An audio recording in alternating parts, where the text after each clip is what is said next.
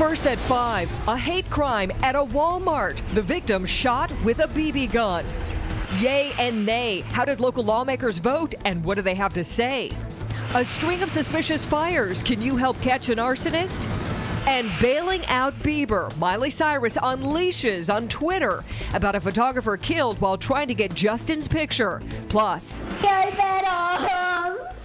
he thinks he just bought a $50,000 Mustang. First at 5 starts now.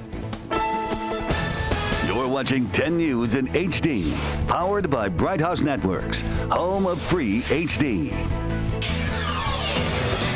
From Tampa Bay's news leader, this is 10 News at 5. Good afternoon, I'm Heather Van Ness. And I'm Reginald Roundtree in for Charles Balaj. Shot for being of Middle Eastern descent and dating a white woman sounds crazy, but guess what? It happened at a Pasco County Walmart less than 24 hours ago. A man was shot in the face with a BB pistol when he walked in with his girlfriend. And now a Muslim civil rights group wants the FBI involved. 10 News reporter Melanie Michael joins us now live from Lutz in Pasco County, where all of this took place. Mel? Hey guys, good evening to you from Pasco County. What a crazy story this is. You know, can you imagine? It all started with this, an airsoft BB pistol allegedly fired at a man, as you mentioned, for being Middle Eastern and dating a white woman. Imagine getting hit in the face with one of these pellets. That's what happened to this guy, and tonight the sheriff of Pasco County says it is not acceptable in this area for this to happen. Shot while walking into Walmart. A shocking crime? Yes. But what makes this even worse, the motive. The victim was targeted, detectives say, for being Middle Eastern and dating a white woman. I come here all hours and I've never seen anything like that. And it's Land O'Lakes. You don't hear about this stuff here, you know. The hate crime was caught on camera, but this Walmart on Land O'Lakes Boulevard in Lutz isn't releasing the video just yet. It happened around 3 a.m. when the young couple in their 20s was walking in. According to the sheriff's office, the shooter was relentless. There's still idiots out there that'll go running around doing this stuff, you know. The man began taunting the couple, yelling racial slurs, asking the victim if he was Middle Eastern. Then the shots were fired from an airsoft BB pistol like this one, 20 rounds, hitting the victim twice in the face.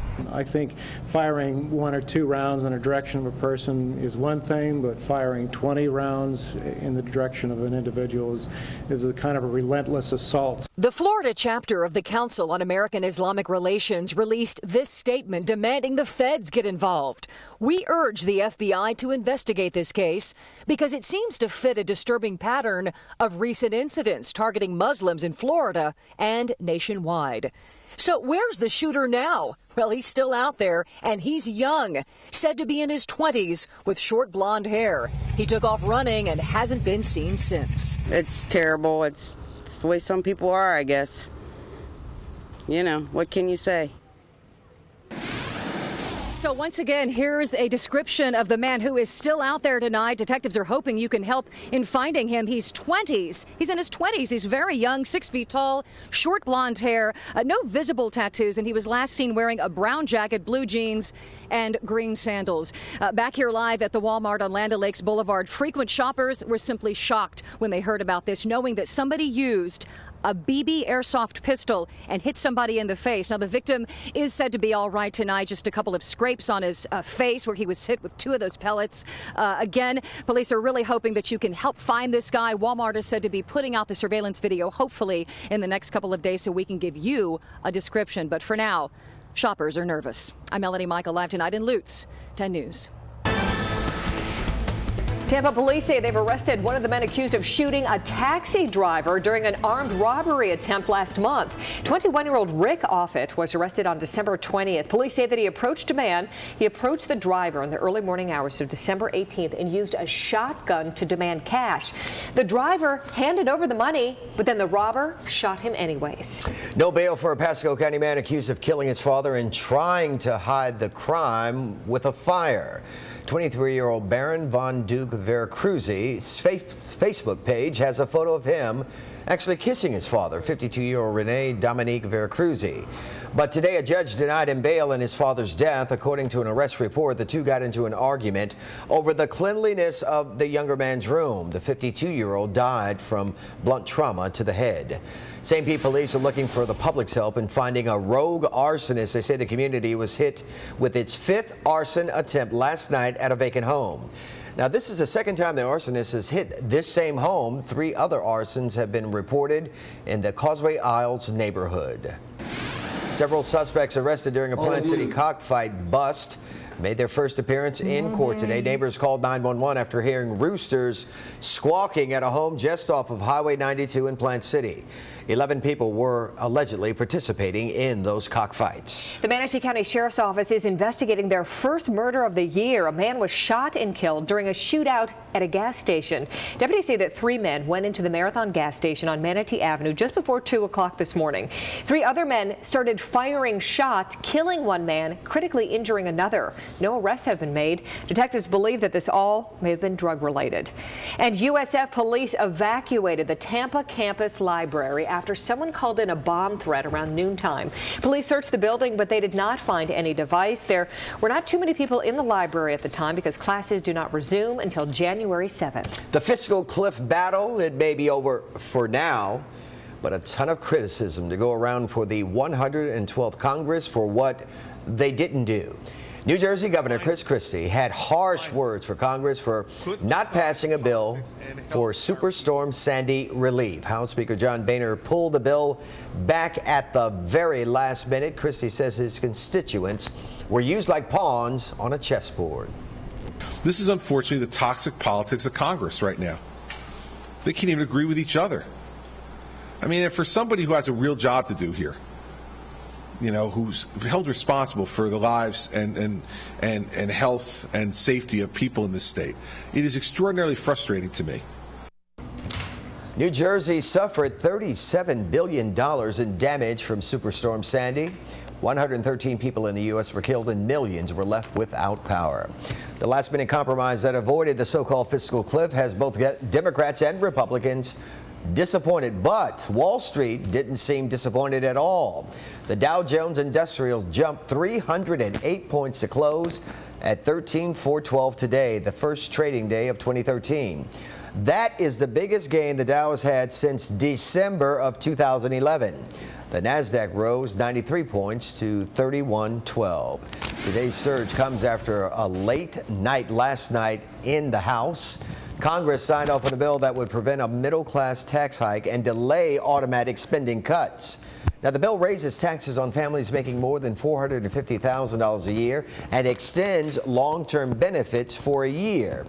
But it doesn't include spending cuts or Social Security and Medicaid reform. And it still leaves the question of the debt ceiling for the next incoming Congress. It will be there to meet within or raise the debt ceiling needs to be raised within the next 2 months. So how did your lawmakers vote on what is officially called the Job Protection and Recession Prevention Act of 2012?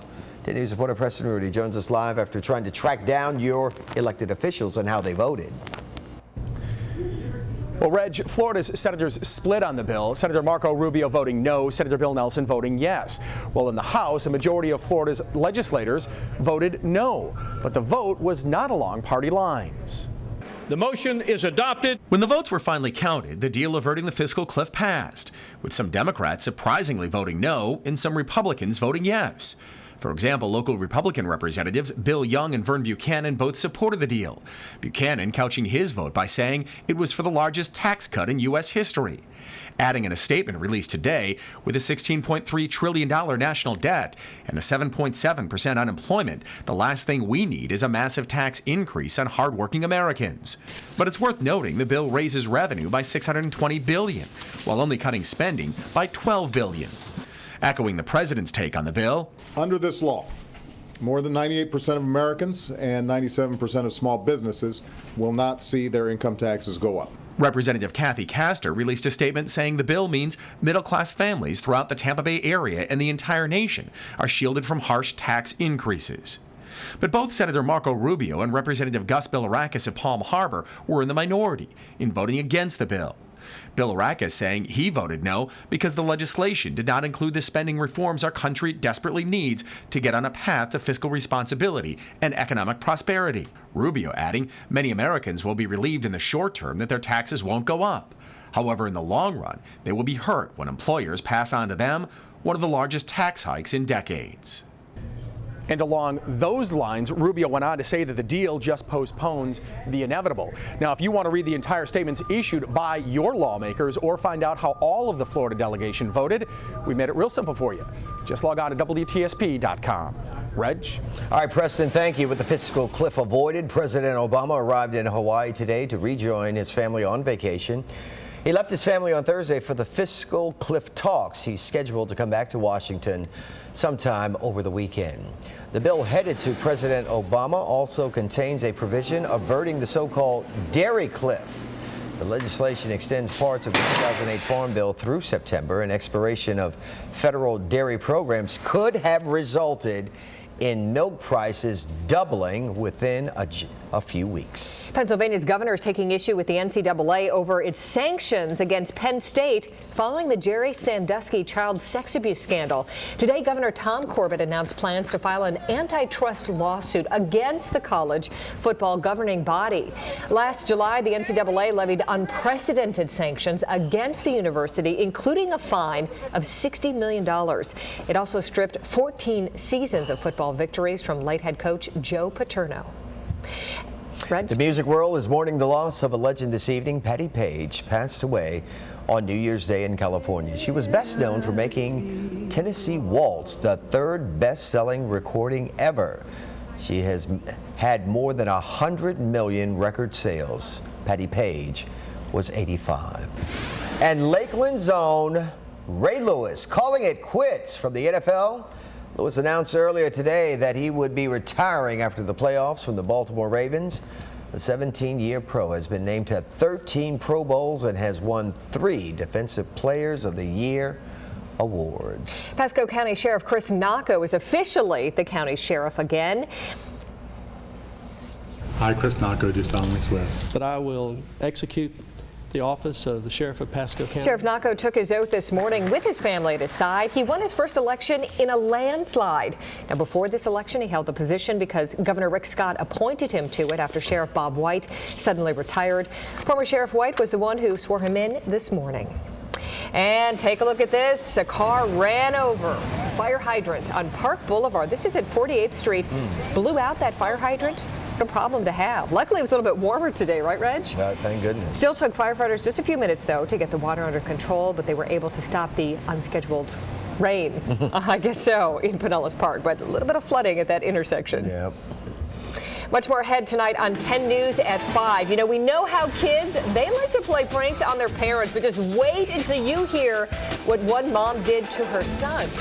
And advertisers are shelling out big bucks for this year's Super Bowl. It happens every year. The record revenues for the big matchup and what's different about the ad format coming up next. Nice and warm and sunny this afternoon, and it's all about to change on us. I've got the details ahead. Coming up in your forecast, we're talking about morning fog again for some of you, cloudy days, and rain in the mix too. You don't want to miss your forecast. Coming up.